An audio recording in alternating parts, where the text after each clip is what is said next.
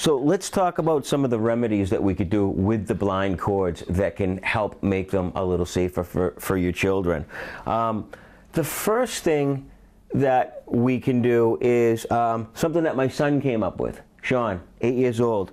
He said, "Dad, if we put the scariest monster on the cord, it can scare them away. It will scare kids away." So I'm glad that my son Sean is helping with the situation. But what Sean is saying is, he's thinking to the point where if there's something scary on here, it'll scare away the little kids so they won't get hurt on the blind cord. So kudos for Sean for coming up with this one. I think one of the things that is really good is the Easter egg idea. Now, the Easter egg idea can be used where if you just take a little piece of Velcro here and you put your Easter egg Velcro right on there. What we've done is we've cut out a little diamond. So you simply take an Easter egg and got a plastic Easter egg. Cut out a little notch. And that's going to be where your cord can come through. And then what we'll do is we'll take the dangerous cord, because now don't forget, your child can reach all this. So put all the cord inside here, and then what you do is you just put this up, and it has a nice little cover for it. So you just wrap this out of reach, so your little guy or little girl can't get to it. And even has a little cover for it, and then that little diamond that we cut out, that goes right in there, and then it has a nice little cover. So that's out of reach of the child. Can a child go up and climb up and get to this? Yeah, they say, take your furniture away. Not always, awesome in small homes and in apartments. So like I told you before, strangulation is totally silent. So one other thing that we can do, really simple to do, is go to a pet store like we found this up at Zeb's in Maine, North Conway, Maine. Oh, actually it's North Conway, New Hampshire, I'm sorry. And these jingle. And these are Bailey's bells that she uses to go out, right, B? Come over here for a second. See your bells? Now, if you live in a small apartment, you might want to consider putting these bells right on the blind cord. And then this way here, if you hear the baby is in for a nap and you hear this ringing, you're going to want to get in there right away. I mean, it's somebody's touching the cords. So noise on blind cords is not a bad idea. The blinds come with a cord cleat. So we're going to show you a couple of different things and different ways of do's and don'ts with cord cleats. As soon as I figure out how to stop this bell from getting strangled, which is the whole problem with cords sometimes, you see. Now, one thing about all this cord that I got is when I went into the big box store to get this blind, I told the girl, I said, this is for a baby's room. And just to see if we would get a heads up that, you really shouldn't be using, the corded cheapy blinds for the baby's room. You might want to consider cordless. We didn't get that reaction. But that is the ultimate solve for a kid's room, is to go with the, look at this mess, is to go with the cordless if you can. I think what happens is a lot of parents don't know what the sex of their baby is going to be. Boy, girl, you don't know. So you tell the husband, hey, go out, get the cheapies. Go to the big home improvement store, get the cheapies, because that's what me and my wife call them. We call them the cheapies. These are the cheapies. I mean, this blind right here, I think it costs $7.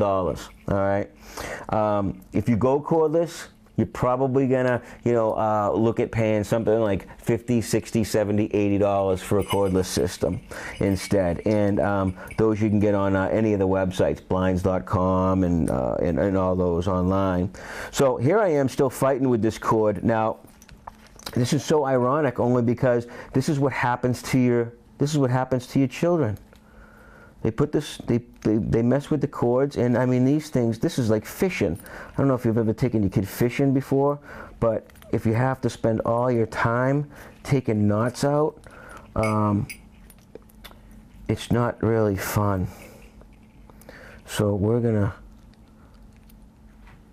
just show you. Bailey, these are your bells, right? And I'm glad this is taking all this time, because here's what we're gonna do. We're gonna take the scissors and we're gonna cut this right here. This is basically something that you don't ever want to have to do if your kid is on the end of that. Now, when we lift this up, what we get with this is a cord cleat. So we'll put the cord cleat on. Right, Bailey? So screw it in here. I'm going to show you why I don't recommend screwing in these cord cleats. What happens is when you use the screws that these things come with. All right, Bailey, hold on one second. We're going to make this cord cleat nice and tight first. Okay? Here. Up. Good. So we've got all this cord here. So what happens is you loop this around. This is typically, I think, how people do it instead of tight. Okay? Now what we've got is you get all kinds of loops here. You can pull on this, and this is really a recipe for disaster. I mean, especially if, there is furniture here in front of the window. This is just insane. So what we have got for a better fix is to Velcro the cord cleats on. So I put a little piece of Velcro right here in advance, and I also have another cord cleat, has a little piece of Velcro on the back, the other side of it. Bang.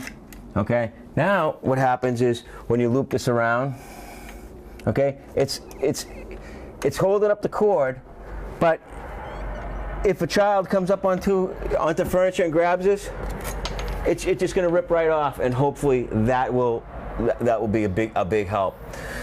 So cordless, number one, is the best thing to go with. Something that can make noise, like the bells.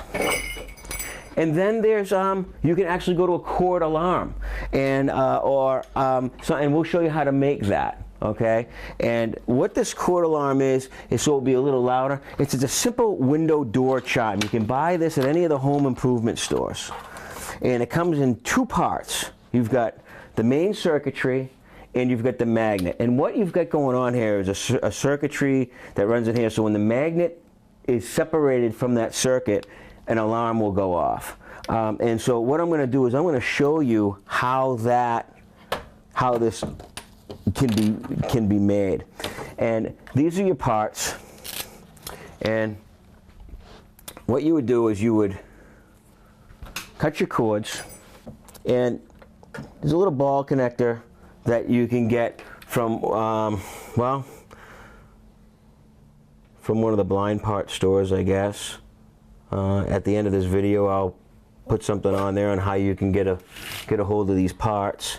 But this is a half of a ball with a thread, and then you just put that onto the cord, and it takes about 2 seconds. All right. Then the other half of the cord, what we've done is we've drilled a hole through that magnet part, and so that's holding the magnet, and then this goes on in here, screws together, and then the cord alarm itself, which is here, and we're just going to Velcro that back up onto the wall. Then the circuitry is attached to the Velcro there, and then the tassel with the magnet in it that I showed you how to connect, and I'll go over that again, that connects to the circuitry, and then you can set your alarm. So there it is. Now it's set. So what you've got going on here is a little electrical circuitry that's running around with a magnet that's holding that circuitry together, okay? This magnet, if it's released, if a child comes up here, grabs the cord, this is going to come off, You're gonna get a chime, an alarm, and something that's a little louder than jingle bells, but silence is the key for to be broken, so you can hear if a little kid is touching the cords. Now I'm going to show you how to make this cord alarm right now. These are the two parts that a window, door, alarm, chime type system is that you can buy from one of the home improvement stores. That's the alarm, and then it also has a chime. So what you want to do is you want to take the magnet piece and simply drill a hole into the top.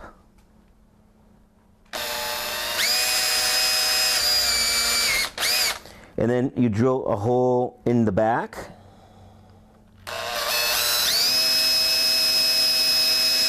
Watch me as I do my safety video, drive it through my hand.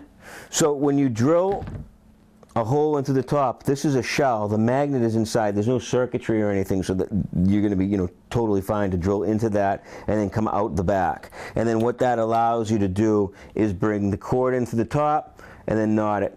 And you can't see it, the magnet is inside, and it's just a magnet. So this is a shell, plastic shell that you're just drilling down, and there's a knot right there. So the threaded ball, you bring the cord up through here, and then you finish making your knot.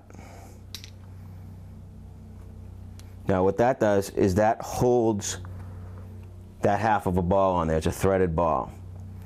And the other half is on, you put it on the blind. And so now what's going to happen is you're going to connect the two. Okay. Now this is the problem.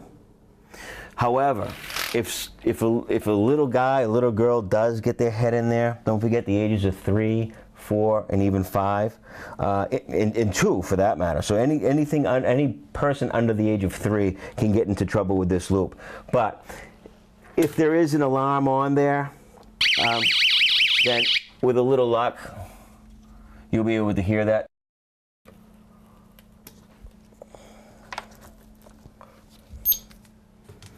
All right, so we've completed the circuit, and release.